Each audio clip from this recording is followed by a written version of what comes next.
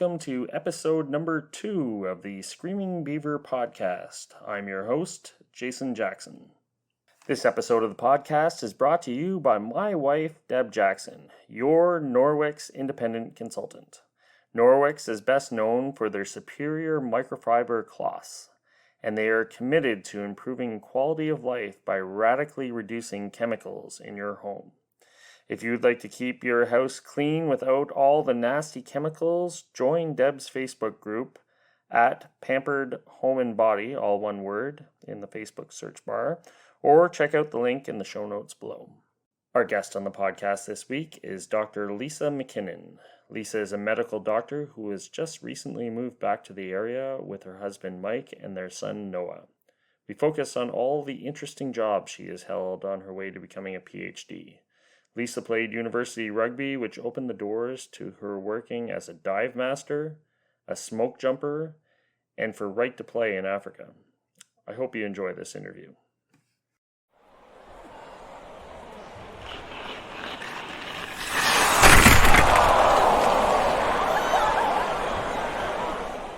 Hello, Lisa Mack. Thank you for coming on the podcast. Oh, well, thanks for having me. How are you doing tonight? I'm feeling all right, thank you. Good. So I guess we'll jump right into things. What was your first job in Vanklekill? Do you remember that back when you were... I do. I know which job you're hinting at. I actually had a paper route prior to that. So my first job actually was a paper route, which I think I did get from Peter Barton, possibly. You got the Barton? Yes, I got part of that route. Did Mr. Barton ever have to go and do your papers for you? Or? No, my mom possibly had to do my papers on a few rough mornings, but for the most part, I did my own papers. Good. And I actually covered Peter's papers every once in a while. And yeah, I know Mr. Barton did quite a few of Peter's paper route, and probably Stephen and David's as well. Oh yeah, that's right. They had them too. Yeah, it was the family paper route. Mm-hmm. So that was the first job, and then I did do some work at my dad's at Skyheat Industries when that was up and running. I did some sweeping, I think, there, and some other. I got to do some soldering, which is very fun. I like to do that. And then I graduated up to the job that you got me at Home Hardware. At Home Hardware, a farmer supply company. That's right. Stocking shelves. Beverly every Tuesday evening. Beverly was quite the boss. Yes, yeah. She, I kind of liked her in a way, but she, I think she purposely changed her mind about how she wanted things done every Tuesday night. Yes, absolutely. So as soon as you thought you got it right, and you got to take all your bins to the shelf and then unload them. Yes, no. You got to take one bin at a time and then unload them, and then you got Yeah, so it was a good learning experience in patience. Yes, I agree. Yes. I was there for 3 years. And I don't know how you did that. Yeah, things were odd at times. I went in one night at 2 a.m, and Beverly decided that she needed 3 parking spots in front of the store instead of 2. So she got me in on a Sunday evening at 2 a.m. What's the statute of limitations on... I don't know. Why was she calling you at 2 a.m? That seems a little bit bizarre. She rented a grinder, with a wire brush on it, and she wanted me to grind the parking lines off the street, and then she was going to repaint her own lines so that she could put 3 cars in front of the store instead of... In the middle of the night. In the middle of the night, because it was slightly illegal. And that was her... Our chances of getting caught were slim to none, I think, at that hour. She was watching for the cops as I was. Oh my god! So okay. Yeah. And she felt that would improve flow into the store. I think so. Yeah. My other good story from Farmer Supply was she would send me down to the convenience store or the grocery store beside the post office, and to get a Diet Coke. So I went back. It was a hot day in the summer, and I thought it'd be a good idea to put the Diet Coke in the paint shaker. So I shook it up in the paint shaker, and I came in and I gave it to her, and she gave me crap for taking so long to run down to the store. And I told her, I was really busy. And anyway, I was waiting around hoping she would open it, and she sent me to the back to do something. I just got around the corner and I hear, Jason! And I go running up to the front, and there's Diet Coke everywhere. You're a brave soul to do that. Wow. On the ceiling, all over the microwaves and the coffee machines. I was there till 10 o'clock at night cleaning it up. But it was worth it. Yeah. Well, to be fair, you could you could get away with some things that the rest of us couldn't, because she did really like you. I remember she told me once that we were destined to be together. I just had some wild seeds to sow first. Yeah. I think that's why she hired me. I thought she thought she was doing you a favor. Oh, well. Yeah. Yes. So you probably don't remember this, but the first time I ever met you, we were working at Phillips Strawberry Farm, Mr. Phillips Strawberry Farm. Oh, okay, I do remember picking strawberries. That's another job I've had. Another job we shared together, and that's right. Yeah, and good times there. Hard work on your knees. Picking strawberries. But it was worth it. I had to pick enough strawberries to go to horse camp, to Sammy Putzel's horse camp. Oh, I see. So I think it was like, I want to say $400 maybe. So it was a lot of strawberry picking to get. Yes, I bet you that would be. To get there. Yeah. I actually don't remember meeting you there, but I have a bad memory. I also don't remember, you said I pushed you playing soccer once into the ditch by VCI, like behind Bob Vidan's house. And I pushed you in it apparently and said, don't get up or I'll kill you. Oh, I don't remember that. I remember you telling me that. I'm like, did I really do that? I mean, I was competitive, but I don't remember being that competitive. But it's possible. Anyway, we'll fast forward through Pleasant Corners and VCI, because I think Hamish and I covered that on the previous podcast, and your upbringing would be similar to Hamish and myself. You're the same age as Hamish, right? Yep, I believe so. We're both probably, I don't know, I'm 78, so I'm assuming he's... Yeah, I think so. 78 too. So after high school, where'd you take off to? Yeah, so after high school, I was a little bit still lost. I think like a lot of people, didn't really know what I wanted to do schooling-wise. Knew I wanted to go to university, and I just kind of followed the easiest path, really. Ended up at Carleton, like I mentioned. I did business administration there, or public administration. And I had a tough year my first year in university. Just like I said, I had my ACL repaired. I had tore it playing rugby, partially playing basketball, and partially skiing. And just had a hard time getting around. Didn't love the campus. It was a rough year, and didn't love my courses. So I was really lucky. My mom has guided and saved me in many things in my life. And I was trying to transfer to Queen's, and because I wasn't really getting to class, because usually I was a pretty good student actually in high school.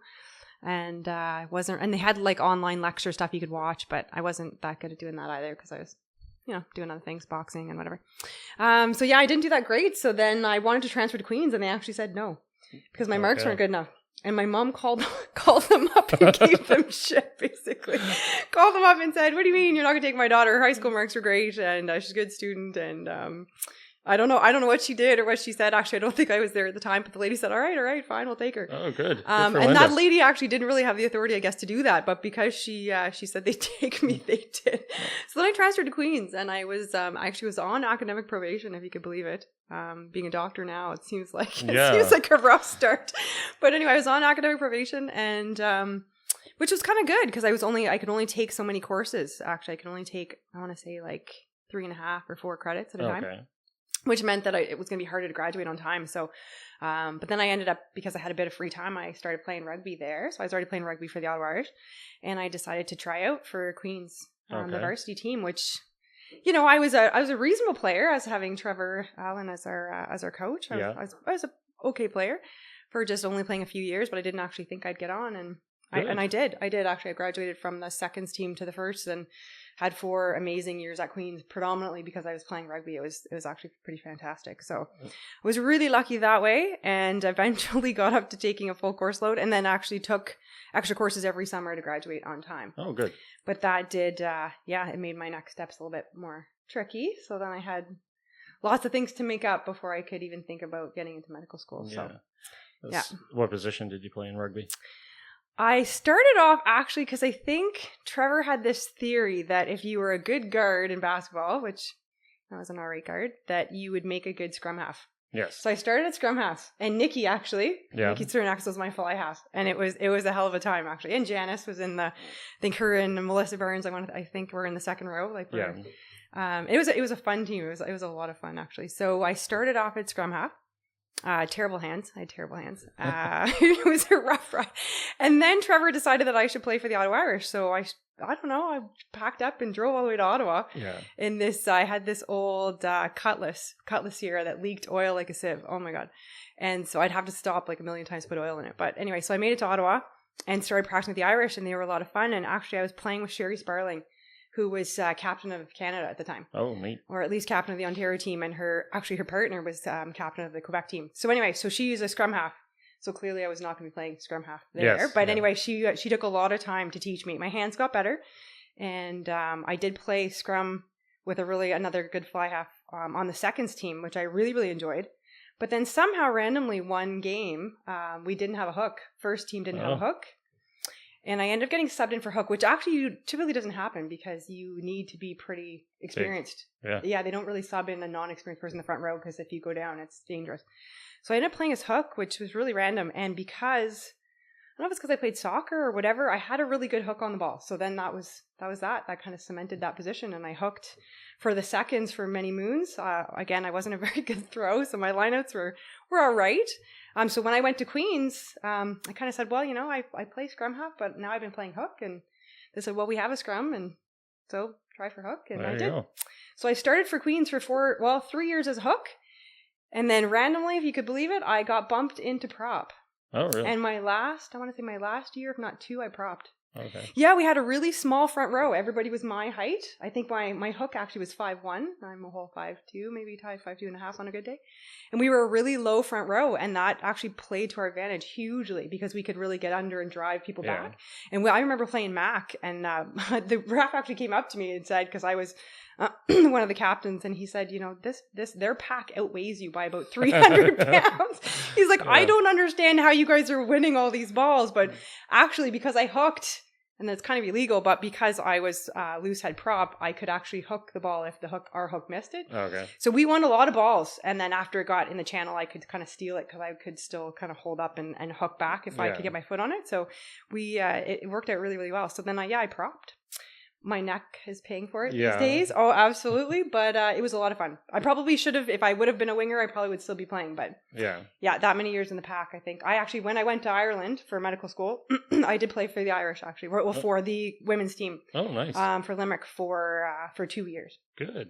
Yeah, which it was very different because they have non-contested scrums, which is very bizarre for that level of rugby. And it was actually really interesting because in Canada, typically we're not always at the top, world-wise in like world class in sport. And when I went to Ireland, it was actually pretty fantastic to see the experience that I'd had in rugby, and then to go to Ireland. And I mean, their women's team have done very well over the last 2 years, so not to put them down, but the quality of rugby that I was playing was not what they were playing. Were you better or worse? Oh, we were much better. Oh, really? Oh, yeah. Like they were uncontested scrums. Like if I stepped over a ruck that was uncontested and picked the ball and went, I'd be slaughtered. So my coach actually started with Jill Burke, who actually plays for the women now.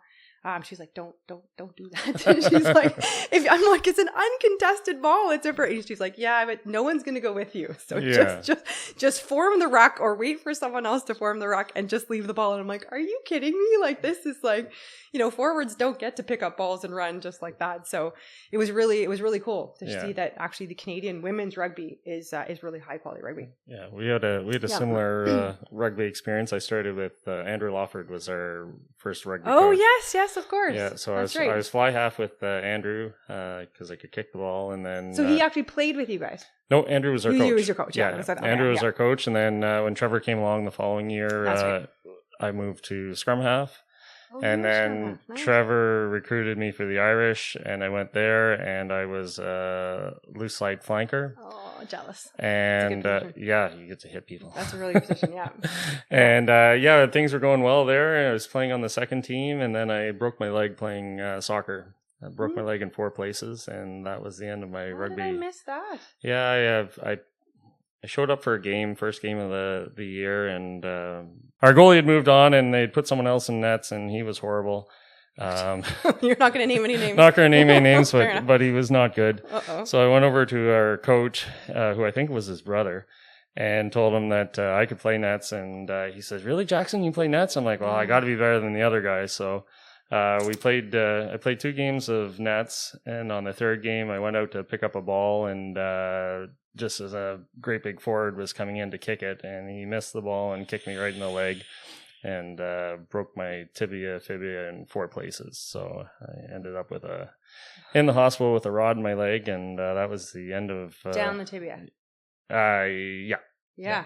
How did you? So you broke both of them in 4 places? Well, four total. Breaks in total. Yeah, wow. 4 breaks in total. So it was like a spiral fracture. Then it fractured at the bottom and then again at the top. No, it was straight through. They were straight through. Oh. Yeah. So, anyways, that was the end of my rugby career. I never went back to rugby, and it was put almost the final nail in my soccer career as well. Do you still have the rod in place? Yeah, I still got the rod in place. They're not taking it out. And well, that's what the doctor said. He told me they'd never successfully taken the rod out of someone's leg. And I said, really? Well, how many unsuccessful attempts did you have? Yeah, that's right. I don't want to be one of them. Yeah. Yeah, because I guess tibia would be different than femur, but yeah. Yeah. So that was my rugby. Yeah, you don't want to break that leg again. Then. No. So what did you do after Queens? Yikes! Yeah, after Queens it gets complicated. So then, when I was playing rugby, actually, playing front row, you're injured a lot of the time. Not officially injured, but just so I had started seeing this lady who's a massage therapist, chiropractor kind of thing. And as we were talking over my many sessions, I was trying to decide what to do next. Because initially, when I went to Queens, I wanted to do be a physical therapist. Or do physiotherapy. And I started doing a lot of shadowing in physio. And, no disrespect to physio is good for them, but there was a lot of repetitive stuff. People were never really doing their exercises. Some were getting better, but a lot of them really weren't. A lot of the complaints were kind of, sort of generic complaints. There were some really cool cases that I saw too. Like I said, I saw this girl that fell out of a golf cart. She wasn't actually going that fast, maybe 30 or 40 kilometers per hour. But I think she was in the passenger seat and someone turned really quick and she fell out. And just the way she hit her head, she actually lost her sense of smell. She was had all this vertigo, really interesting case, just from one small injury. So I kind of like that, but the rest I was like, this isn't for me. It's a bit too boring. So as I was going along, I was trying to figure out what to do. And actually at that time, in order to go into to be a physio, you had to have a full degree. They kept changing the requirements. You had a few more university courses and then you had to have a full degree. So by the time I got through all that, I actually decided I was going to go for a cardiovascular tech program. So this way I could still be in the hospital, work in the hospital, more of a hospital setting, but just need sort of a college degree. And the lady that I was working with kind of recommended this. She said, actually, why don't you do echocardiography? And when I looked into that, how to get in, because she's like, that's nice. You're doing ultrasounds on people and you can do, for fetal ultrasounds, prenatal ones. She's like, it's a good environment. People are usually healthy or whatever for a lot of it. And it's kind of nice. So I figured, I'll give that a try. But I had to take a stepping stone course to get into that. So I did this course as a cardiovascular tech and loved it. And like I said, I did all the ECGs and stress tests of Holter monitors. It was all really interesting. Cardiac physiology is super, super interesting. If you read an ECG, it looks like a bunch of squiggles and lines, but it's actually really cool. And it's really cool how the signal gets transmitted and how it gets picked up and the different deflections of what it means. So I really like that. But when I was doing I actually drove, this was all the way at McMaster at Mohawk College. And then I decided, because I wanted to come back this kind of way, that I would do my elective piece at KGH. Because I was, I went to Queens and I really liked Kingston. And so I was driving back and forth through traffic in Toronto every week to do my elective. And anyway, so as I was doing that, I started working shifts. Basically, the lady that I was working with was like, oh, yeah, you're doing pretty good in your course. How about you just start working here? Which you're not really supposed to do. But anyway. So anyways, I started working and just realized that, a lot of the stuff that you do, you hand over to somebody that is a resident, like I've just been, and they have no idea what they're looking at. And I remember handing over an ECG to somebody that was a new resident, I think. And I was like, okay, this is a really important ECG. You should look at this. And they kind of looked at me and said, oh, yeah, that looks pretty good. And I'm like, no, actually, this is a patient that's supposed to be paced. And those big spikes you see are pacemaker spikes. And the fact there's nothing after the spike means the pacemaker's not doing anything. Oh. So this is pretty important. You need to look at it again. And they were like, oh, okay, really? And same for my treadmills. I remember treadmilling someone who had obvious, ischemia when they were on the treadmill and someone who was a high risk for cardiac, for having a heart attack. And I remember showing it to cardiologists and they're like, oh yeah, they can go home. And I was like, they really, really, really shouldn't go home. So anyway, after all that, I decided I wanted to do medical school. Good. So I had done my cardiovascular tech course and I was going to go into echo and I'd actually got accepted and I had done some shadowing and was falling asleep in the dark room watching these images. So then I decided I wanted to do medicine after all that. And so then I was going to pack up and move out west because if you're in Ontario, they don't give you any preference from being from Ontario. So especially Queens, and Queens doesn't take you any preference for being a Queens grad, or at least not at the time. Okay. So it's really, really hard to get in, especially at Queens. Yeah. And if you lived out west, and you were a resident there, they take 80% of their applicants from the province. Oh, good. Yeah. And actually Ontario, or at least Queens, keeps spots open for every province. So you're really at a disadvantage for being here. So I figured, you know what, I'll pack up and go out west. But then randomly I ended up applying for another position that happened to just be coming available with Commonwealth Games Canada. So like I was mentioning, when you play rugby for varsity rugby, if you're a varsity member and you are the Dean's List, you get an academic all-Canadian recognition. And then that gives you the ability to apply for a few of these programs. So Commonwealth Games actually was recruiting a few athletes. Didn't matter your background, really. As long as you had this recognition, and you could apply to do some sports development, basically in any of their programs that were looking for project managers. And the projects that were coming up were some in the Caribbean and some in Africa. And like I said, my dad's aerospace engineer and had done a lot of work in Africa, mostly in Libya, but a few other places in Africa, and I was really interested in that. So I decided to apply, and I figured, they only take 9 from across Canada, so unlikely that I'll get it, but I'll try it anyway. And so I ended up getting into ECHO and then getting an offer to go on this internship, basically. It was kind of unpaid, but they just sort of paid for you to get there. And because I got that opportunity, I figured I would go. So I got offered a spot to go to the Turks and Caicos, to Grand Turk. And like I talked about, I really wanted to go to Africa, and I think out of the 10 of us, 7 of us went to Africa, like in really cool places. Like, but I unfortunately ended up being one of the 3 that went to the Caribbean. And I say unfortunately. Unfortunately. In hindsight, it wasn't that unfortunate. But, and like I said, my dad randomly had been, or my parents had been, to the Turks and Caicos and had been to Grand Turk randomly. And my dad actually had built the tower there. So the aerospace tower was built by my dad. So they convinced me actually to go, because initially I was thinking maybe I wouldn't. And so that was an 8-month, like I said, internship where they gave you a stipend of I think it was like $8,000 that you got for the 8 months. And then that was enough to cover your flight and your housing and whatever. So then I ended up packing up and going to the Caribbean. That's pretty cool. I think you made the right choice. Now since I met my husband there, I'd say I probably did all right. It was interesting because it was this tiny little island, about 3,000 people, Grand Turk. And there's probably, it's owned by the British. And so there is an expat community there, but there's probably only about 10 or 15 Caucasian people on the island. Okay. So I remember meeting, and they're still there, actually. They run Manta House, a hotel there, but Tanya and Katya, there's girls from Toronto, and they were pretty much the only Canadians on the island, except for one other girl, Rebecca Kane, that was working for the government. So yeah, I was pretty much this only lonely white teenager on this island of 3,000 people. And I remember being there for my first week and being so lonely. Like, I didn't know anybody. And basically the lady that was taking care of me picked me up and thought she'd do me a favor. So she picked me up and she drove me to the main street, which is where all the expats hang out. And she basically dumped me at a bar, which is called the Water's Edge, actually, which doesn't fully exist anymore.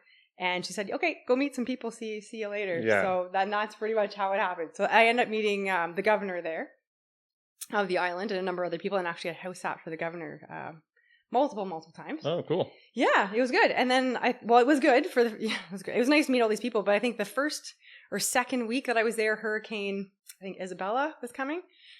It was Isabella. And so they were already talking about what to do or if she showed up, which she never fully did. So that was good. Oh, good. But so it was a really cool island. I did a lot, and that's where my diving kind of started. I had actually worked on a cruise ship just before that for Carnival. And I had done my first diving there in Mexico. But then I ended up doing a bunch of diving in Grand Turk. And then I met this guy from the East Coast. He actually plays in a band, Dwayne. A really cool guy. And he was coming to a few things that I was doing, because I was doing a bunch of sports development. So I had started like a boxing class, and I was doing an aerobics class for the ladies. And he wanted to come to some of my classes. And then as a thanks, he wanted to take me diving. So I was like, okay, yeah, sure. Why not? I'm busy. Like, you're running this whole program. And, but anyway, so he came knocking on my door early on a Sunday morning, and I was like, all right, well, the water looks nice. Let's go dive. Why not? Anyway, it turned out that Mike was our dive master. So my husband, now Mike, who I guess knew I was coming, apparently, and actually was on another boat, but had convinced his boss to switch to the boat that I was on. Oh, cool. Yeah. So I met Mike, I think that was in the fall. And then never really saw him again after that. We dove for a little bit, and then, never really saw him again. And I actually was with someone at the time, and then that sort of ended. And on Valentine's, in 2000, and I should know this A whole bunch of lonely hearts ended up at a bar just across from the water's edge, actually the Salt Raker. And island guys are really perceptive. So I actually was engaged at the time and I had taken my engagement ring off. And so the island guys were very quick to pick that up and they were sort of circling for most of the night. So I got lots of glasses of red wine handed to me, lots and lots. And then somewhere in that night, I ended up meeting Mike and the rest is history. And well, yeah, kind of, yeah. He thought I was pretty interesting, I guess. And then, the night's a bit of a blur after that. Oh. But yeah, so then I ended up kind of briefly meeting him and then we met again diving. And then the rest was sort of history after that. So we decided to stay on the island for another year and then help run the dive company that Mike was working with at the time, Blue Water Divers, and had many, many cool diving experiences. Yeah. Many. Yeah. Like, how old are the wrecks that you guys are diving to? Well, the Endymion is a wreck off of Salt Key. So it's a bit of a ways to go, but it's over 100 years old. There's quite a bit of old pirate wrecks there too. Oh, really? The actual population of Grand Turk were slaves, like from a slave ship that crashed on the reef. Oh, really? Okay. Yeah, so all the islands are surrounded by this crazy 8,000 foot drop reef, basically. So the reef is not that far out. For some of the islands, it's only about 1 kilometer out. And then after that's an 8,000 foot drop. So, really? 8,000? Yeah. And then there's lots of reefs sort of between the islands. So between, say, Grand Turk and South Caicos or even Gibbs Key. So if you don't know where you're going, you're going to run into trouble on your boat. So there's been quite a few slave ships and that kind of thing. And some are still around and some are pretty much not a whole lot left of them. So if you find something that's on the seafloor, are you allowed to take it or do you have to leave it there? What's the deal with that? It's usually discouraged. And most of Grand Turk is, at least on, I guess that's the south side of the island. Most of it's protected. So that's also a protected park, at least fish-wise. So I guess it's pretty, it's discouraged that you touch things. And there is they've got a really nice museum there, and they're usually collecting artifacts and doing that kind of thing. So I guess the nice thing to do would be to donate it to the museum. But I suppose finders keepers if you did really find something cool. But there's no laws against it though. No, I guess not that I would know of. No. Maybe officially there is, but no. And but as divers, we usually don't touch. What's the deepest dive you've ever done? Probably about 160 to 180 feet. Okay. Yeah, usually we do a lot less than that. Yeah. Usually 120 is kind of our max. Mike and I have been down together. About 150 feet, I'd say. And you don't stay down there very long, and then it's a gradual back up. But yeah, when we first started doing a lot of dives together, we kind of explore with a few things, deeper dives and stuff. And then as, like I said, Mike was doing his dive master there, and as we sort of did a bit more diving together, and then with other groups, we'd kind of just switch gear underwater and do all kinds of like random things. Just for fun. Just for giggles, kicks. Yeah. Well, it's good. It keeps you familiar with your gear, and then you're a lot more comfortable if something does go wrong, which has happened because when I was doing my rescue diver, you have to explain to someone who's panicking underwater. And my boss at the time, so Mitch Rowling, who is still the owner of Blue Water Divers, was my instructor, and he was showing us buddy breathing. And took us down sort of in the afternoon with tanks that had already been used on a dive. So they were already sort of at like 500 PSI. And we were doing buddy breathing and we were trying to explain it. So I think it was my turn, sort of my demo. And I was buddy breathing. And then I ended up getting my rig back and it was empty. Okay. So it's kind of, you can feel when your rig gets empty, it kind of gets a little harder to breathe. And it was sort of getting there, but then all of a sudden it was like empty. Yeah, to the point where I couldn't even get my breath. So I had already blown out all my air because I'd given my rig away. And then when I got it back, I actually didn't have really enough to suck in. And when I did, it was just water. And of course, Mitch is kind of oblivious to what's going on. But thankfully, Mike and I had dove a lot together, and we were quite good at picking up each other's nonverbal communication, obviously underwater, but even signals. And he just saw my face, I guess, when I got the rig back, and I was just about to bolt. We were only about 10 feet, I'd say, from the surface, but I was just about to bolt to the surface, and he automatically gave me his rig. Thank God. Yeah. So I didn't have to go too far, but it was a really interesting, it was a good experience, and that's what it feels like when you're completely, and it's not nice. So if that had happened at 120 and you bolted for the top. Oh God, you'd be dead. Yeah. Oh, you'd be dead? You get the bends. Oh yeah. Okay. Oh yeah. Oh yeah. It depends how long you've been down there, but yes. Yeah. I mean, I guess free divers have a way of doing that, but the nitrogen builds up in your system as the longer that you're down.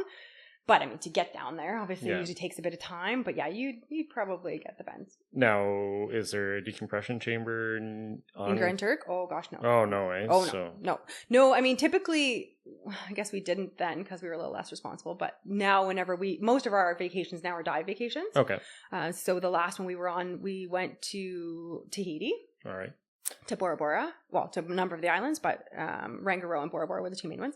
And we went to Roatan and a few others. Now, in Hawaii, we went back and did a bunch of diving. Now we always get DAN insurance. So DAN insurance is your dive insurance that they will airlift you to a decompression chamber if you need to go. Yeah. But no, Grand Turk. The closest one would be Miami. Okay. Oh, really? Oh, yeah. Yeah, you don't want to have to do that.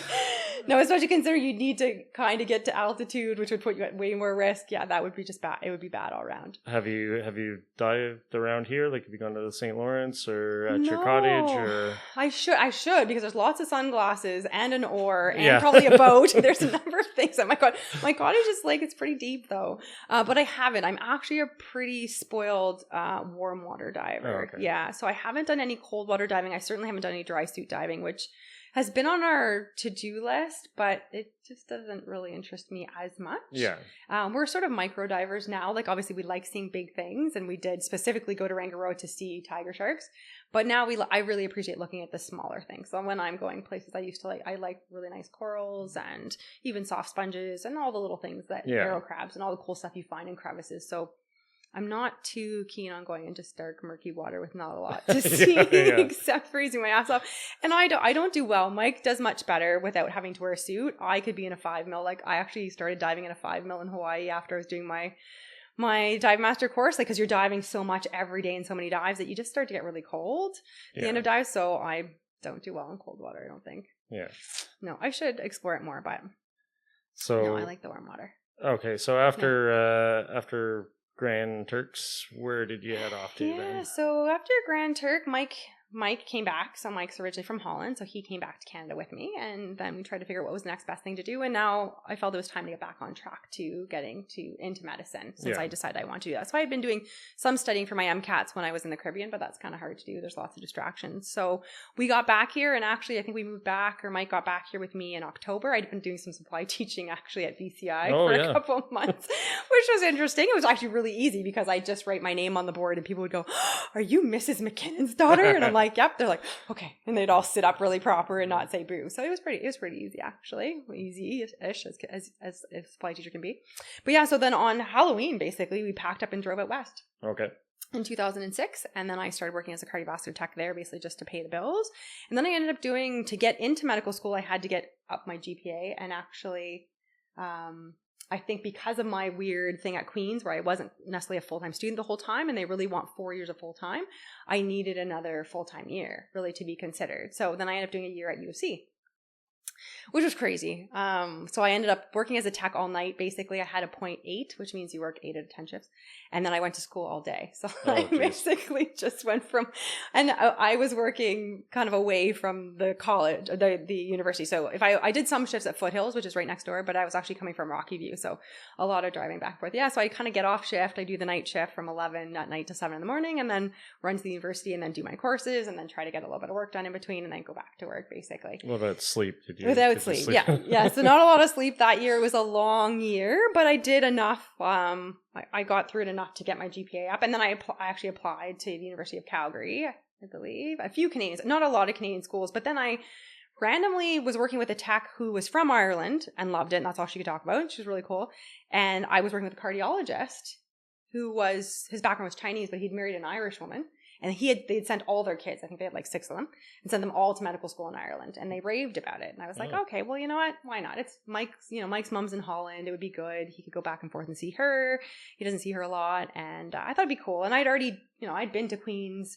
I'd kind of been to McMaster, sort of, at Mohawk. And then I'd been to Calgary. And, no offense to Canadian cities, they're all really cool. But I was like, I don't really feel like doing another 4 years of didactic learning in Canada. Like, even if I did get in, which would have made my life easier, I was like, I actually want an international experience. science. And Ireland, or at least the University of Limerick, was sort of a sister university in a sense to McMaster. So they had taken on the complete problem-based learning. So basically it was a roundtable discussion for most of your learning with, 6 or 7 students and a doctor, and you just work through cases, and that's how you learned. And everything was surrounded by that case. Okay. And then that week your anatomy lab and all your lectures would be about that case, and then you'd move on to next.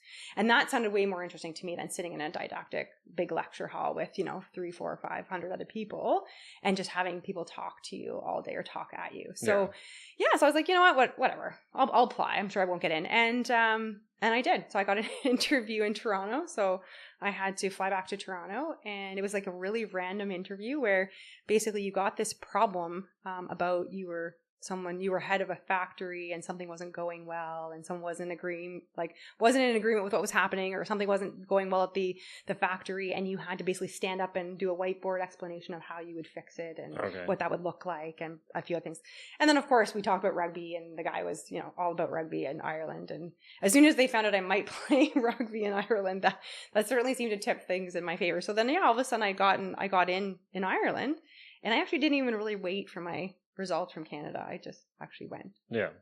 Yeah. So I kind of had just sort of decided, like, can I actually afford to do this? And which, it's really expensive. And I randomly, at that point, I had started doing forest fire or smoke jumping. And one of the guys that I worked with said, oh yeah, my friend did the exact same thing. And she ended up getting this loan from Royal Bank. And as a professional student, you can get a $30,000 per year loan.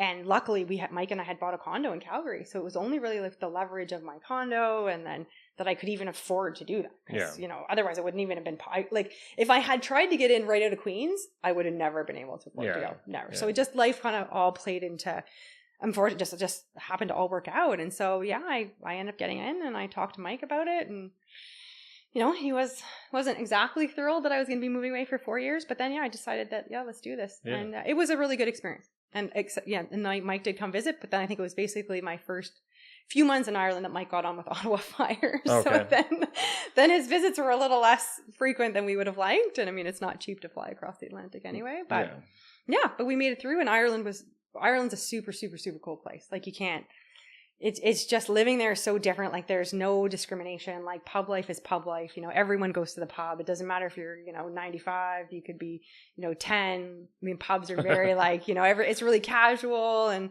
lots of people go, and the Irish just have a great sense of humor, right? And they're really laid back and easygoing. And so where is Limerick? Is it northern? Limerick, basically center of the island. Yeah. Okay.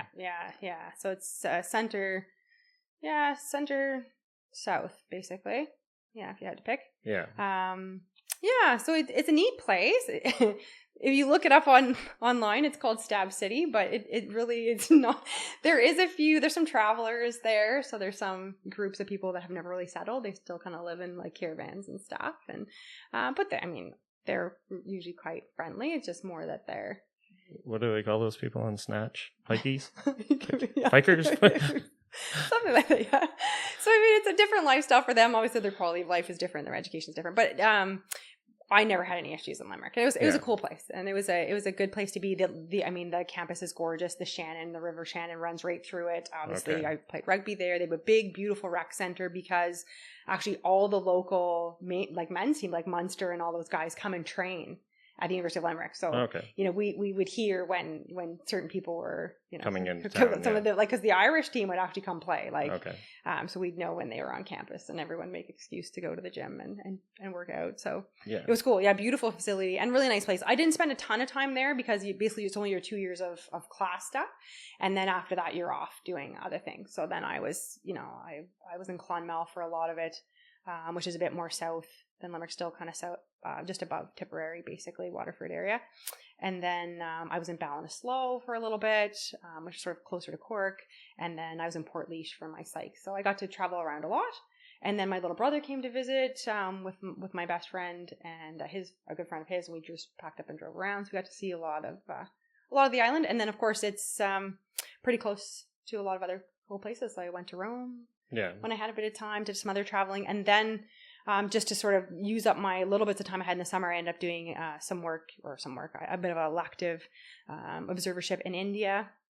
in New Delhi, and then there was a tropical medicine course in Indonesia, in Yogyakarta, which is really cool. And they had set up a fantastic program. It's mostly done by the medical students, but you actually went and lived with one of the medical students. So I ended up living with this like 17-year-old girl from Indonesia who didn't speak barely any English, and lived with her and her parents, who kind of lived sort of in the mountains, and drove in on the back of her scooter every morning for about an hour to get back to the university. So yeah, so it's good. I saw my life flash before my eyes a few times. Yeah. How long were you there for?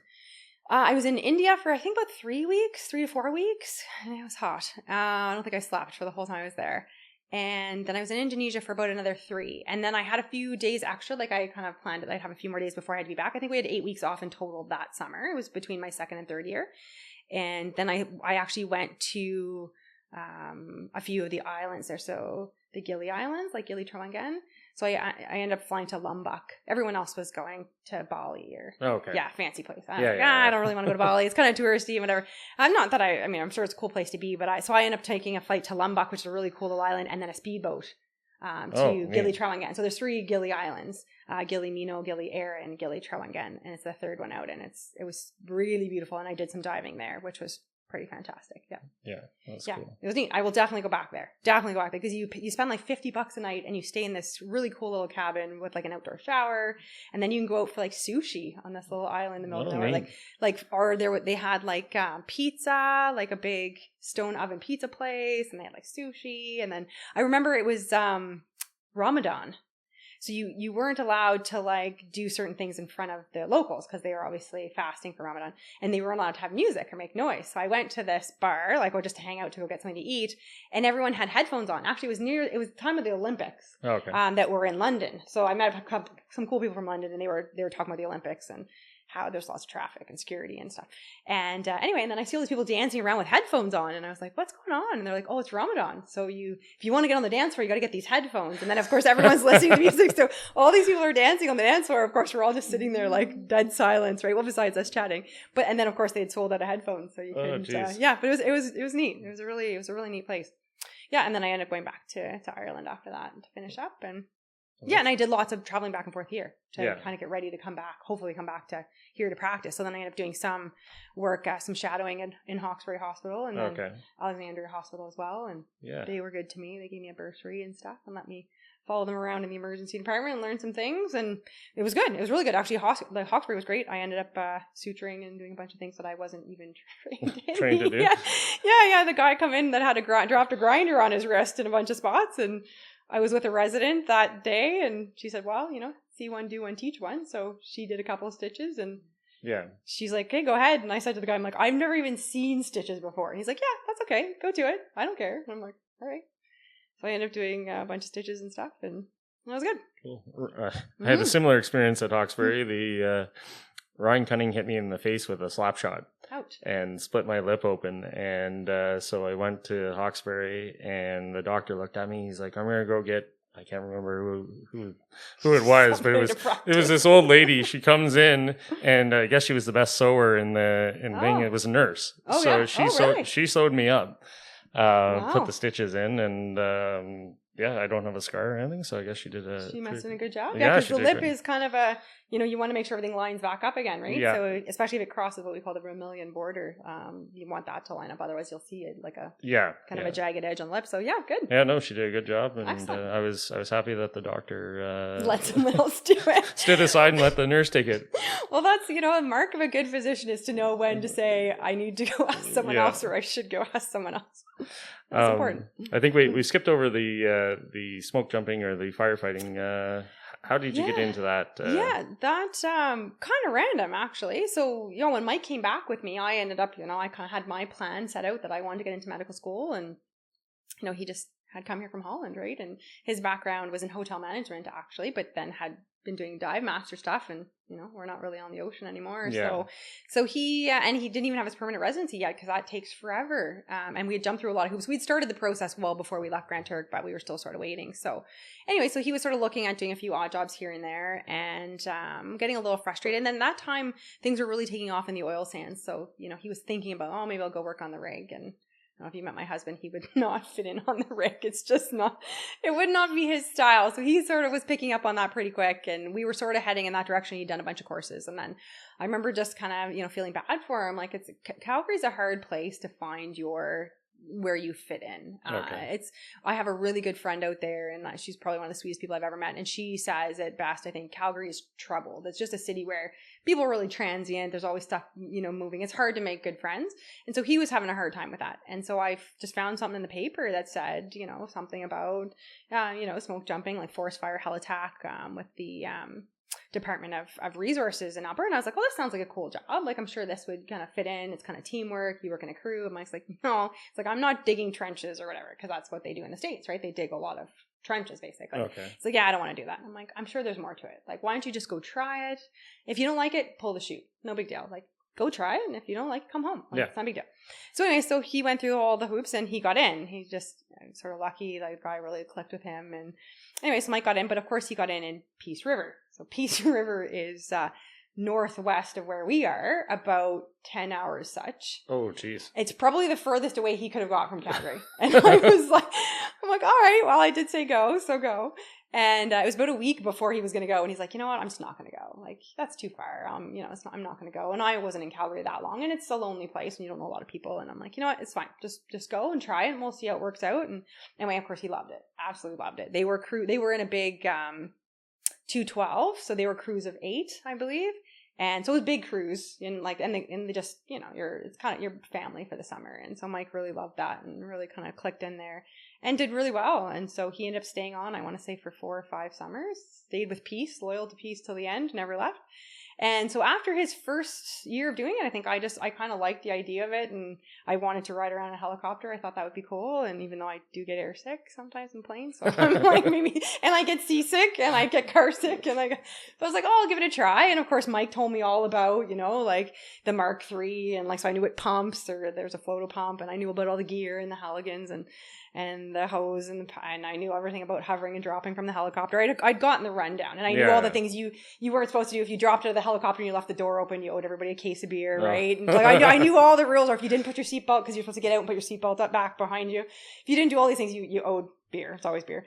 Anyway, so I knew kind of all these things. So I figured, you know what, I'll try it. Why not?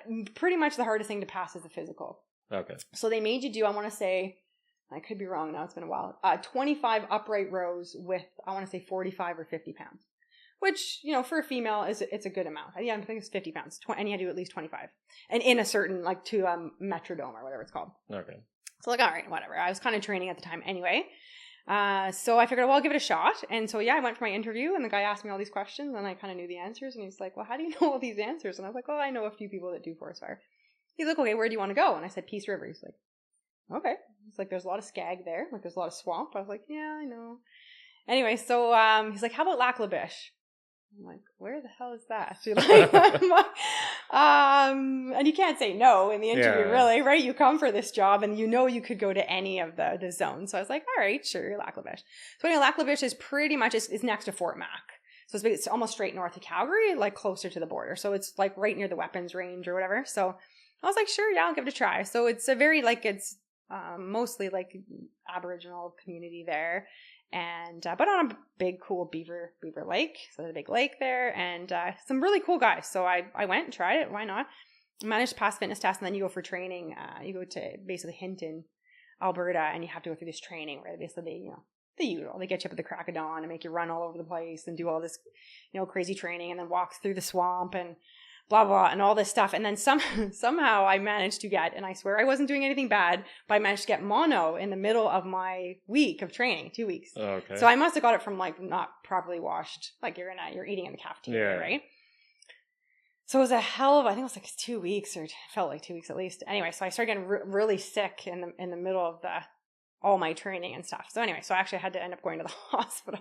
And they ended up taking a look. Someone took a look at my throat and said, oh, you have tonsillitis. And I was like, oh, okay, sure. And they gave me penicillin. And then I got the very classic penicillin rash. because I didn't actually have tonsillitis. I had mono. So they're a very classic thing in medicine where you give them penicillin, you break out in this crazy rash, which I know now. Of course, I didn't know then. Okay. Yeah. So then I go through all this and I'm really, really sick and I didn't get much better. And then I get shipped off to Beaver Lake and I have to redo my fitness test and I'm trying to do it with mono. And it was just like, and so you have to drag this hose. So you go on a 45-minute pack walk. So you have a 45-pound pack on your back with your weight belt and you have to do this walk. And I want to say it's 8 kilometers in 45 minutes or something. And so I had to do that. And then you come back to do your upright rows. And then you have to grab a charged hose and drag it out and back. It's like 8 or 10 times. And then you got to drag a sled that's basically a Mark III and you got to drag that out and back. And then I think you got to pick up a hose bag again, which is about 45 pounds and run it out and back twice or something. So I managed to survive that while I had mono. It wasn't pretty. It didn't look very good. But then, so I ended up doing that and I ended up getting picked for a crew. Then after all that, they sort of pick. And I ended up getting picked to a crew, I think simply, because my pack weight with all your gear and everything is your pack weight was like 140 pounds. And my crew, the rest of my crew were heavy guys. Okay. So you're supposed to make a cutoff, right? So I can't remember what it is exactly because I never really had to worry, but I think you can't be over 200 pounds with your pack weight and everything.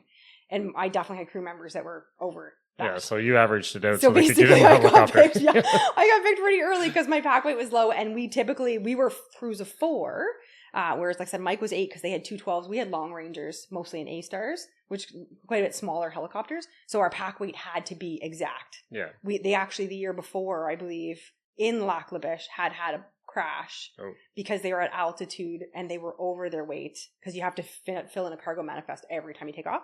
And they were actually overweight and they went to take off and they crashed. Okay. And I think 4 people died. So they were very, obviously, fairly enough, very particular. And so, so I was on that crew, I think, mostly because I was light. But it was good. It was good. We had a good amount of fires. We didn't have a lot of skag like Mike. They were pretty much always dropped in swamp. We didn't have that much.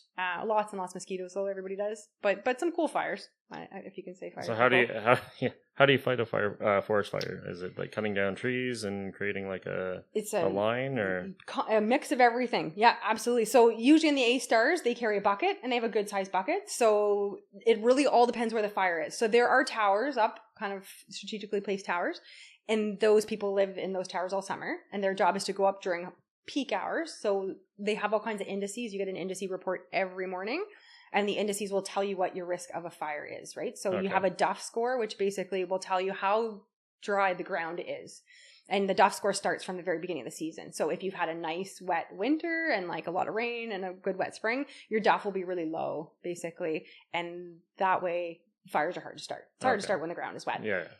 As we know with climate change, it's getting drier and drier. So every season, the Duff score actually from the beginning is trying to go up. So if your Duff score is high enough, and then the humidity and the weather and a few other indices, if they will actually cross each other, you pretty much know if you get a lightning strike or if someone drops a match in the woods, or if you have unfortunately, a 4-wheeler go by without, because basically there's something that stops sparks coming off their exhaust. Spark arrestor. Exactly, yeah. So if you have that happen, there's going to be a fire and it's going to take off. Yeah. And then it just depends where it is as to what's going to burn. So if it's, if it drops in some pine, you probably have a bit of time. If it drops in some drier trees or whatever, depending on what's there, it can take off a lot quicker. Okay. So so these people are in towers, they're looking for smokes. Smokes are more or less likely to happen at certain times based on the indices. So if the indices are high, you are parked somewhere out there closer to the tower. So you always have places that you day base. So they'll send you out for the day and you basically sit out there and you wait for a smoke call. Okay. And then because they paid a lot for that machine, and probably for you guys, they don't really want you just sitting around doing nothing. So they will give you coordinates. So every day or a couple times a day, they will make you go up in the air and then basically go to these coordinates, which, usually are lakes, and you go out and you basically do a recce, and you do a recce every couple of hours. And then, so you're also looking for smokes. Okay. Yeah. So then either if you find a smoke, then you start to action it, or otherwise you get sent to one. And then when you get there, basically you start to do an aerial surveillance. So everybody has a crew leader. So the crew leader in our group would start to call in a whiteboard, and they'd call in, okay, this is how big it looks from the air, hectare wise. This is, kind of what I see for trees and what I think the fuel sources are going to be. This is what the wind is doing. This is what we need on the ground. And then basically you get dropped. So you could jump out, or if there's a place to land, some we do land, you drop out and you take whatever gear you think you need at the time or what you can carry. So if you're dropped far from the fire, or if you have to land far from the fire, depending, what's happening, then you're probably not bringing all your crap because the Mark III is heavy and all your hose is heavy. And it just depends if there's a water source nearby. Okay. So if you can run a water source, like if you got a water source, then you're good. Yeah. If not, then sometimes you have to use your helicopter. So yeah, so basically you get there. If there's trees in the way, you drop them into the fire and clear a thing. And then yeah, from there, it just depends. So then usually your crew leader will go survey. He'll take a recce around, or she'll take a recce around and see what else needs to be done. And then, yeah, you start actioning the fire from there. So if it's really, really hot, you drop everything in and you sort of wait. And then usually you get your helicopter to come back and bucket on it. And you try not to be in the way when that happens. Yeah. So is that a good stepping stone for people trying to get into the fire departments around here? I know a lot of kids want to be firefighters, and then they go off and they don't get into Ottawa, they don't get into Cornwall, and they take the course at Algonquin, and then they're discouraged. And was that how Mike got in for Ottawa, or? Yeah, partly. Like, Mike seems to be just kind of a lucky guy sometimes. It is really, really hard to get into fire. I'd say it's almost as hard, if not harder, than getting into med school. Yeah. So Mike there's a professional firefighting course. So while Mike was doing forest fire, he did go to somewhere in Alberta. I can't remember exactly where. He stayed with some good friends of ours, actually, that we met while we were in the Caribbean, 2 police officers. And he did his professional firefighting course. So I think that was very helpful. They definitely looked highly upon that. It was an expensive course and pretty intense, but that was helpful. But certainly the forest fire seemed to be a big drawing card for them, because it's just not something that, firefighters here are really, it's just forest fire seems to be a little bit intimidating for a lot of people. Yeah. So there was that, but then there's always all the other pieces, right? So Mike came back here. My mom, of course, my mom's very instrumental. She basically kicked his ass up to the volunteer fire hall and said, go see those guys, have a chat, do some of their training with them. Jim Cowan was like, here, take my gear. I'm okay to step out. Like, it was really great. So he met those guys and they were really good to him. And he only popped up there for a few times. And of course, Peter, just to even have Peter's name in there. And Peter was good in kind of giving him some advice here and there. So in his first interview, the girl was actually the niece of Jim Cowan. Oh, okay. So that didn't come up in conversation until the very end. So basically, he did his initial interview, which is the hardest one. And at the very end, he was just sort of chatting, and, Peter's name came up, and then Jim Cowan. And then, of course, that always just helps, just having familiar. So, and she was a really cool girl. So she sort of just clued into that, and that got him to the next step. But I mean, I'm sure the forest fire piece definitely played a role in that. And that just shows that, you're willing to work hard. You can physically carry the gear. Yeah. You know how to take orders because you're always following your crew leader. And then you sort of know the hierarchy of command, which obviously is very prevalent in the fire hall. So you're used to all that. So absolutely, I'd recommend it. Plus it's a great summer job. I mean, it's long, long hours, but it's for a short period of time. The crews are really good.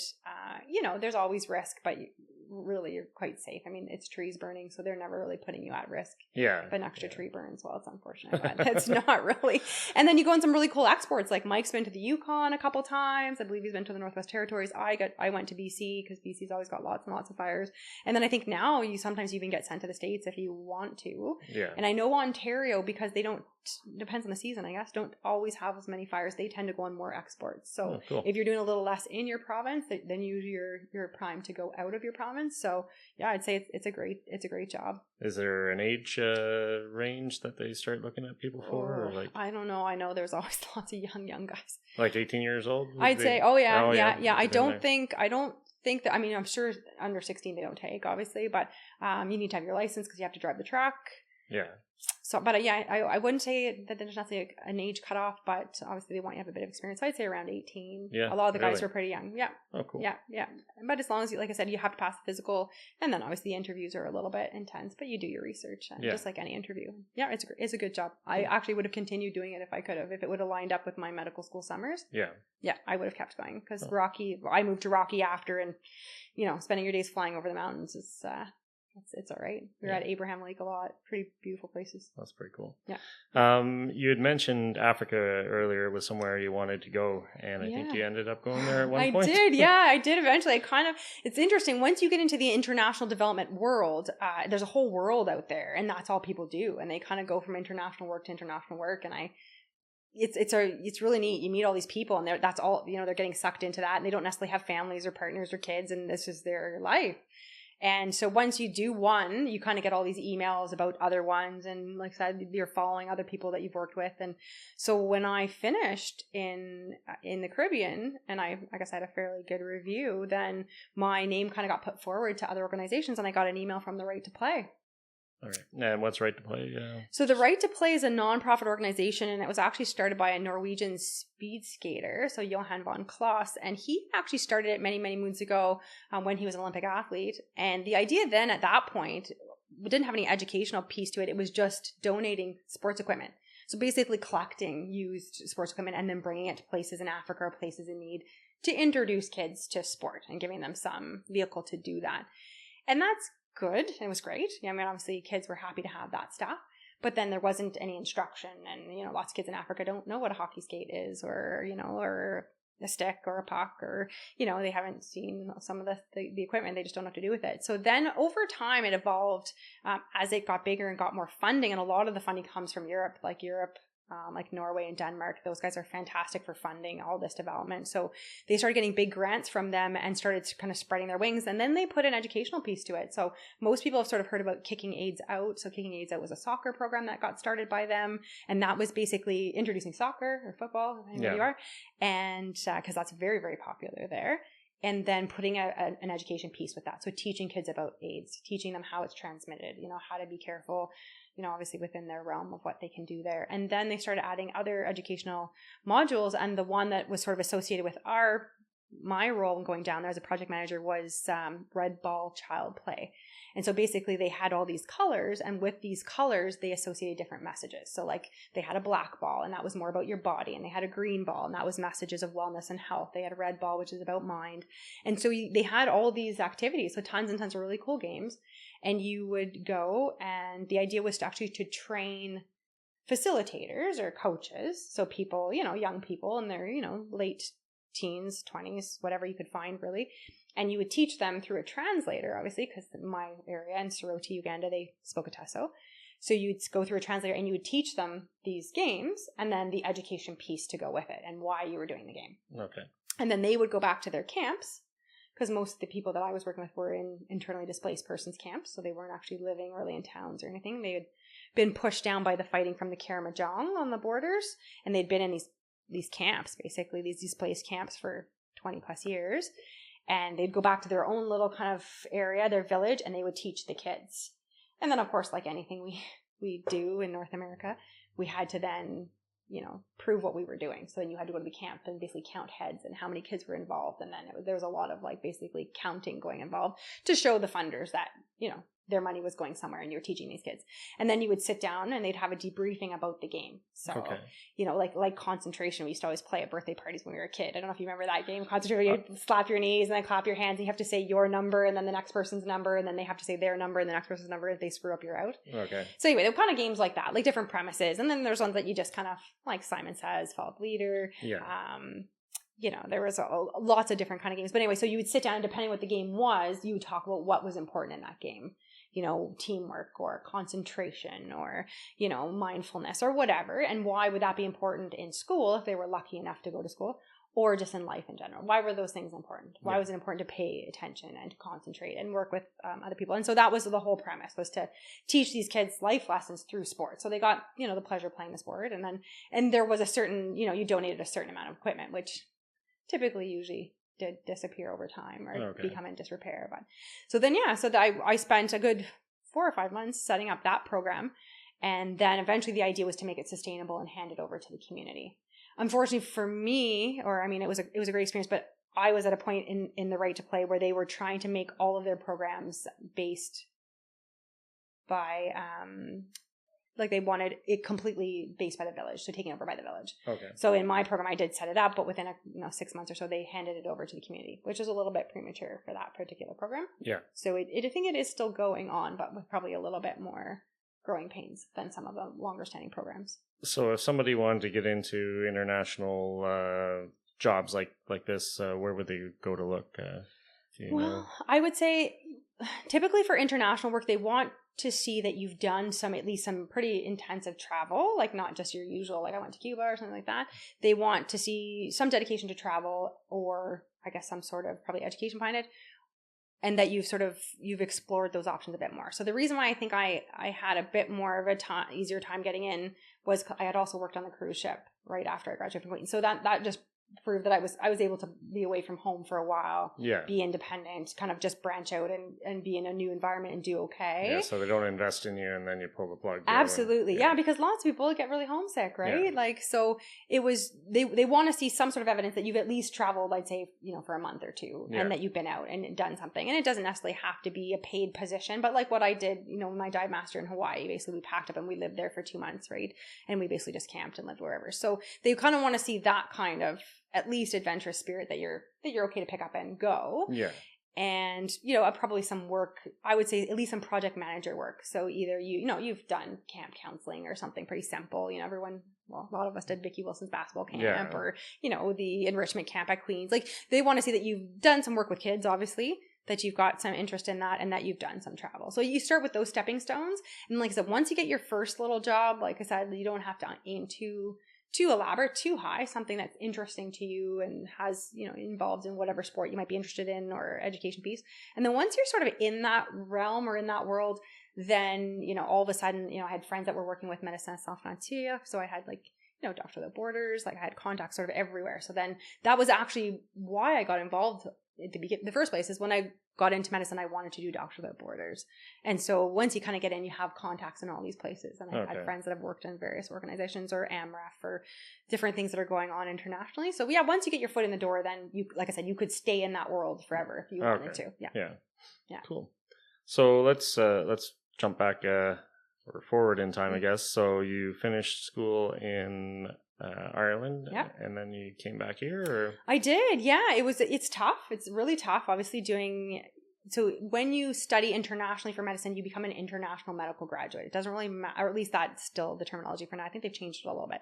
But basically, this doesn't matter that you're Canadian. You become part of this group of people coming back to the country. Or coming to the country, I should say. So it doesn't matter whether you're from Africa or you're from the UK or you're from somewhere else. They treat you as if you've never basically been in Canada. So there's this whole idea that you don't know the Canadian culture or how the Canadian medical system works or whatever. So you become part of this group of international medical graduates, which was really interesting because clearly, if you've grown up here, you know how it works. Yeah, so it's a really big struggle. So there's only like a handful of spots across Canada actually for residency spots. It's really, really challenging. So I applied when I first graduated and I actually did not get a spot. I was looking specifically for emergency medicine, but also family.